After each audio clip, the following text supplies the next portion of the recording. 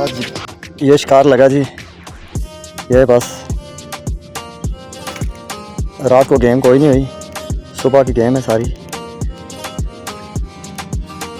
ये पॉइंट है जहाँ पे कभी बैठे हुए हैं, तो आज उस तरह गेम नहीं हुई जिस तरह होनी चाहिए।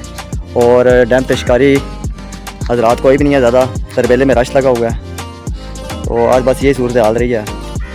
तो यहाँ भी गेम का मज़ा कोई नहीं है खानपुर डैम में, एक भी शिकारी नहीं है, बस एक को शिकारी बैठा हुआ है और इस पॉइंट में मैं बैठा हुआ था, और दूर दूर तक शिकारी कोई नहीं है। तो अपडेट जो है बिल्कुल नील ही है। तो फिर इंशाल्लाह नेक्स्ट वीडियो में इंशाल्लाह मुलाकात होती है भाइयों से। तो इजाज़त है जी, अल्लाह हाफ़िज़। पाकिस्तान जिंदाबाद।